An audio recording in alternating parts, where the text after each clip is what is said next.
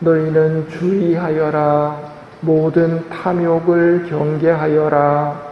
아무리 부유하더라도 사람의 생명은 그의 재산에 달려있지 않다. 한가위 합동 위령 미사입니다. 오늘의 입당송이 노래합니다. 온갖 열매 땅에서 거두었으니 하느님, 우리 하느님이 복을 내리셨네. 한가위를 맞으며 하느님께서 베풀어 주신 은혜에 대하여 감사하는 일이 우리가 첫 번째로 해야 할 일입니다. 감사할 줄 아는 사람은 구원의 길에 이미 들어선 사람이기 때문입니다. 아울러 오곡백과의 풍성함 속에서 우리 인생의 수확에 대해서도 생각할 줄 아는 슬기를 청해야 합니다. 낫을 대어 수확을 시작하십시오. 땅의 곡식이 무르익어 수확할 때가 왔습니다.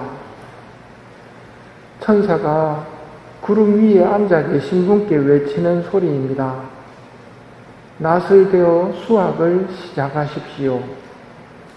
이것을 아는 것이 지혜입니다. 우리 인생은 내가 시작하는 것도 아니고 내가 끝내는 것도 아닙니다. 시작하시고 수확하시는 분은 구름 위에 앉아 계신 그분입니다. 그렇다면 지혜의 근본은 주님을 두려워함입니다. 내 삶을 시작하게 하시고 내 삶을 당신이 원하실 때 끝낼 수 있는 분, 그분을 두려워하는 것이 지혜의 근본입니다. 이런 지혜가 나한테 있는가 없는가를 살피는 게 중요한 것은 아닙니다. 이 지혜는 있고 없고의 문제가 아니라 청하고 있느냐 청하지 않느냐입니다. 이런 지혜를 주십시오 하고 청해서 내가 갖추어야 할 덕목입니다. 전도서가 말합니다. 하늘 아래 모든 것에는 시기가 있고 모든 일에는 때가 있다. 태어날 때가 있고 죽을 때가 있으며 심을 때가 있고 심긴 것을 뽑을 때가 있다. 인생의 시작이 있으면 마칠 때가 있음을 생각하는 한가위 명절입니다. 끝이 있는 이 세상살이를 영원히 살 것처럼 사는 사람은 어리석은 사람입니다. 우리의 귀향살이가 끝나면 본래 고향인 하늘나라로 떠날 우리라는 것을 생각하지 않고 살면 어리석은 사람이 됩니다. 너희는 주의하여라. 모든 탐욕을 경계하여라. 아무리 부유하더라도 사람의 생명은 그의 재산에 달려있지 않다. 영원히 살 것처럼 사는 사람은 여기에 재물을 쌓아야 합니다.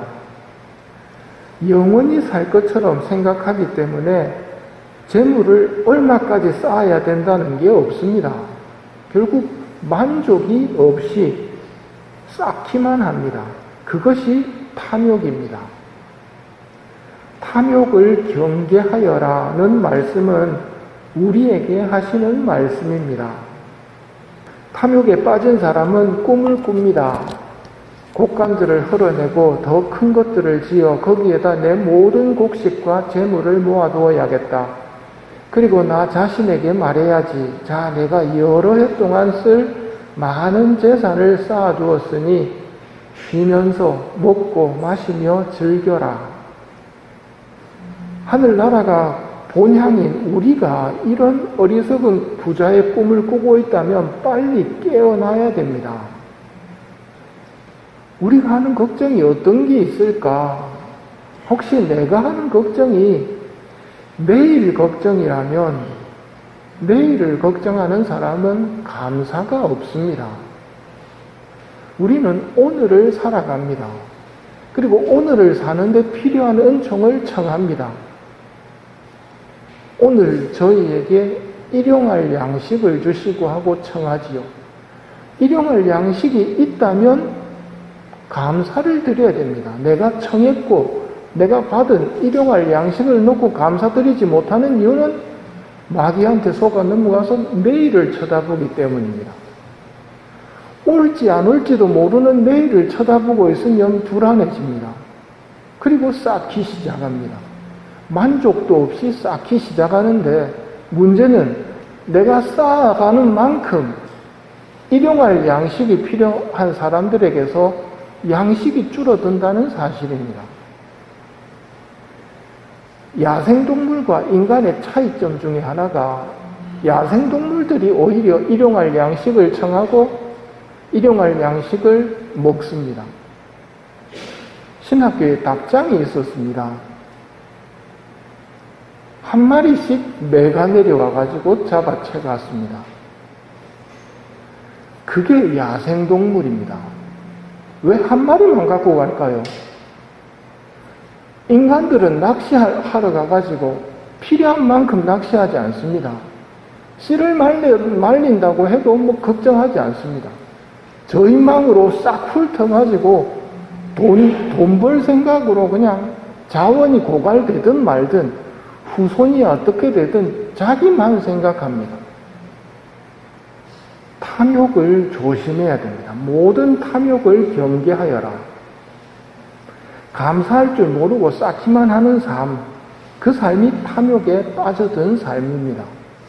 오늘 내가 청한 일용할 양식이 있음에 대해 감사하지 않고 산다면 탐욕을 경계하여라는 말씀을 잘 새겨야 됩니다.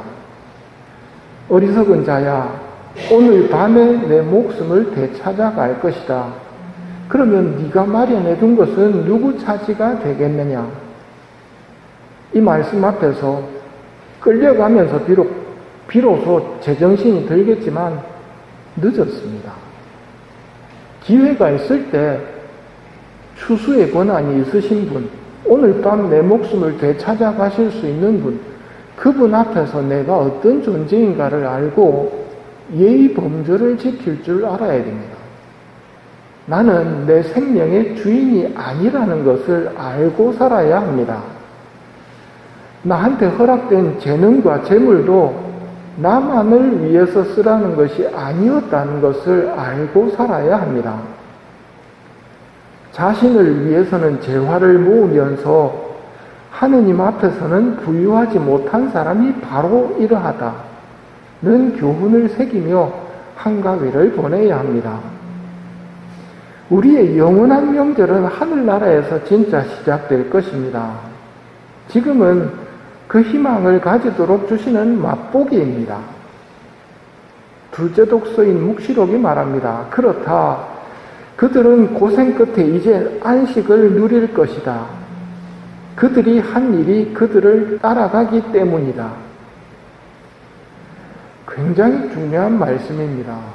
이 세상에서의 삶, 우리가 한 일이 영원히 우리를 따라다닙니다. 영원한 세상에서 내가 했던 일들이 영원히 따라다닙니다. 하느님께서는 물론 부끄러운 일들은 연옥에서 다 정화시켜 주시겠지만 내가 한 공로들은 영원히 나의 후광으로 따라다닙니다. 고생 끝에 이제 안식을 누릴 것이다. 좁은 길을 걸어가고 좁은 문을 통과한 우리들은 분명히 고생을 합니다. 새벽에 일어나지 않아도 되는 사람도 있거든요. 하지만 그렇게 넓고 편안한 길은 멸망으로 가는 길일 뿐입니다. 풍요로운 수확철을 맞으며 우리 삶도 수확할 때가 있다는 것을 알고 살아갑시다. 그게 오늘 밤일 수도 있다는 것을 알고 살아갑시다. 육신의 죽음은 피할 수 없지만 영원한 죽음만큼은 피해야 합니다. 그러기에 탐욕을 경계하며 감사할 줄 아는 마음을 주시기를 청해야 합니다. 나만이 아니라 세상을 떠나신 분들과 같이 살아가고 있는 사람들을 위해서도 기도해 주는 것이 내가 해야 할 일이고 그런 일들은 영원히 나를 따라다닐 것입니다. 낯을 대어 수학을 시작할 때가 언제일지 우리는 모릅니다. 우리가 할 일은 지금부터 하느님과 이웃을 사랑하며 사는 것이 되기를 기도해야 되고, 특별히 이 미사 중에 여러 개의 영혼들을 기억하며 빨리 천국에 들 수 있도록 기도합시다.